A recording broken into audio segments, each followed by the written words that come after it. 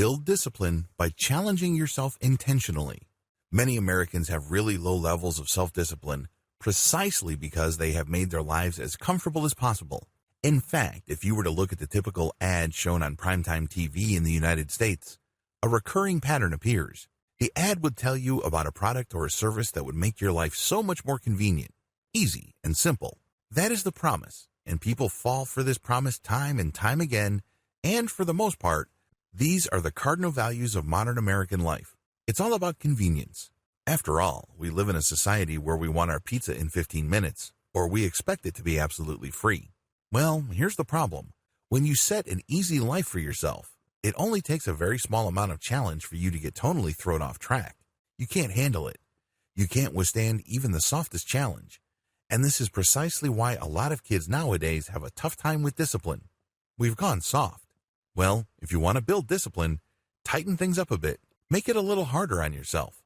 Here are some basic day-to-day practical ways to challenge yourself on both a mental and physical level. These go hand in hand. You may be thinking that these are just physical challenges, but they also challenge you mentally. They can toughen you up mentally and emotionally, so you are more likely to put up with a lot more inconveniences. Take cold showers.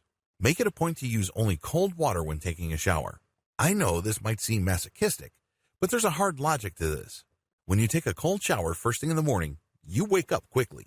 Second, you don't spend extra time in the shower. It quickly turns into a rapid in and out situation. You know that it's going to be cold, so you soap up, you clean up, and you rinse off very quickly. In other words, you save a tremendous amount of time. Also, when you take cold showers, it enables you to focus mentally. You're not thinking about something else. You're not letting your emotions get the better of you. You're not suffering from any form of brain fog. Instead, you just want to start your shower and get out of there as soon as possible. You remain focused. This is a great way to start your day. This also toughens up your personal discipline because it would have been so much easier to take a nice, warm shower. Wake up really early. How early? How about 4 or even 3 in the morning? Wake up as early as you can. When you wake up early, you actually tap into a tremendous amount of physical energy. Put this to good use by pairing it with some sort of daily morning exercise.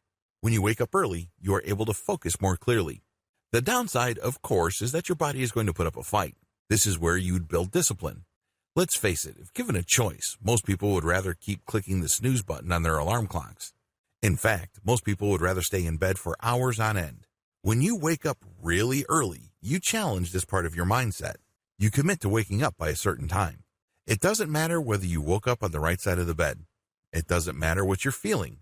It doesn't matter whether things are lined up properly. None of that matters. What matters is that when the clock says 3 a.m. or 4 a.m., you commit to waking up on time every time. This is a great way of using physical discipline to build up mental discipline and vice versa because they actually reinforce each other. You end up in a situation where even if you're feeling really tired and sleepy, you still get up because you're mentally disciplined. Some days you don't really feel like it, but your body has gotten so used to this routine that it wakes you up.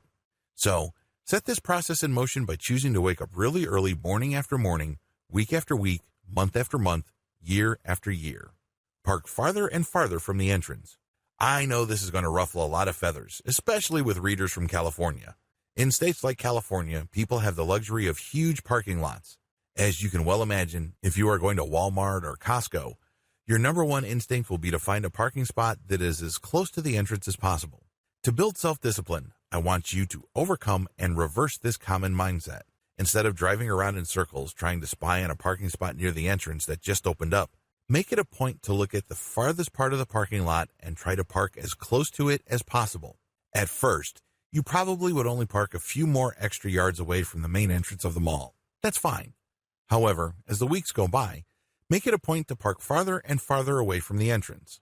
This should apply across the board. It doesn't matter whether you're going to Costco, to your office, or to some sort of sports venue. Exercise this. At first, it's going to be a hassle because you're used to looking for the nearest parking spot, but eventually, you'll get used to this. Eventually, you will see that when you park really far, you get to exercise, and you get to see the venue from a different perspective. You start to see the big picture. This can go a long way in totally changing your mindset.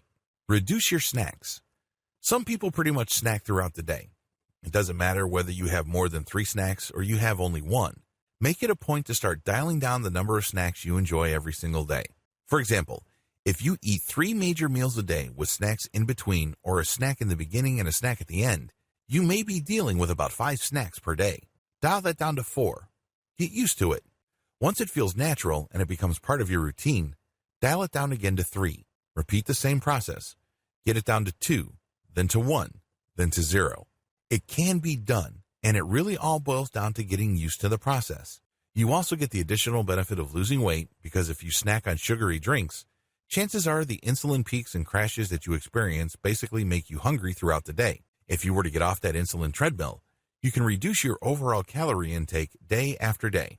Commit to reading a certain amount of words daily. A lot of people think that they read enough materials every single day. Unfortunately, these are just all estimates. They're basically just going with their moods. If you really want to become more disciplined, you have to put yourself on a hard quota regarding the amount of words you read every single day. You don't have to overdo it. You don't have to be a hero. Start with 1,000 extra words. This is basically just 4 pages of a typical hardbound book. Once that becomes comfortable, step it up to 1,500, then 2,000. Eventually, you should make it a point to read one 200-page book every week. You may be thinking that this is a lot, but if you went to college, you know that this is actually nothing, because in many courses, you're expected to read 4 or 5 full books every single week. We're talking about hundreds and hundreds of pages. So, get up to 1 full book per week, then try to double it after a few months, then try to double that after a few months.